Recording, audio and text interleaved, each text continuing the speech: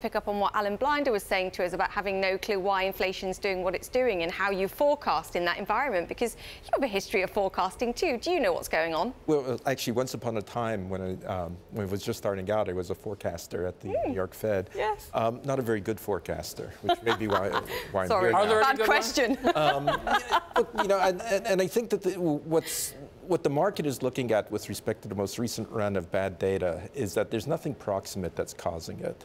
There's not a China issue, there's not an EM issue, there's not weather, there's not, all the sorts of causes that we've seen in the past. And on the inflation side, again, unemployment rate's really low. There's nothing special. Janet Yellen cited some special factors, but mobile phones. You're always going to have something that stands out when inflation drops, and there just seems to be no reason. So whereas she came across as on the Hawkimeter, say, as a 9 out of 10, I think the market would have been more comprehending had she been 6, 6.5. Okay, you're hiking, so you have to sound confident, but why bang the drum so much, with respect to your confidence that things are going to go back?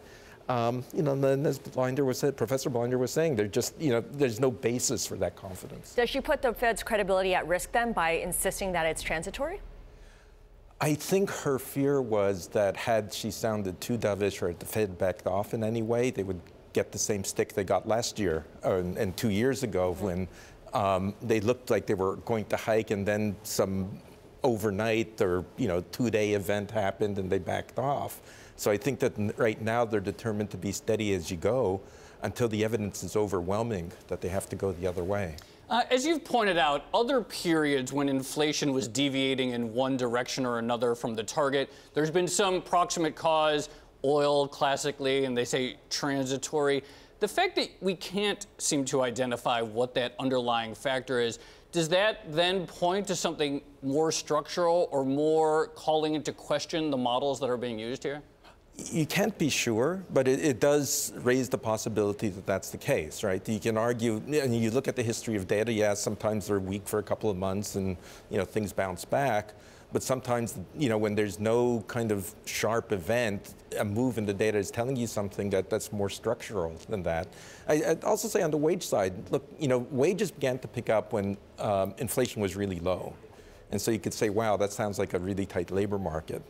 Now wages are disappointing when, headline inflation is kind of high. It's the basis of the Phillips curve is expected inflation plus labor market tightness. Right. You're not seeing that pass through there. Goldman Sachs put out a note this week as well, debunking the structural shift lower myth in inflation too. But I want to go back to what you were just saying there. Define overwhelming. What does it take here for the Fed to go, OK, we can't hold the line here, and actually we've got a problem in terms of the weakening data? A few weeks of claims, bad claims data, what does it take? Well, I think claims have been important because in the past couple of years, whenever you've had a run of weak employment numbers, you could always look at initial claims and say, wow, we get that every week and it's still coming down. If they began to reinforce each other in the wrong direction, or if some of the survey data that everyone keeps pointing to that remains fairly strong, if that began to turn around, I think that then the Fed would begin to be more worried that this kind of tightening was maybe too aggressive.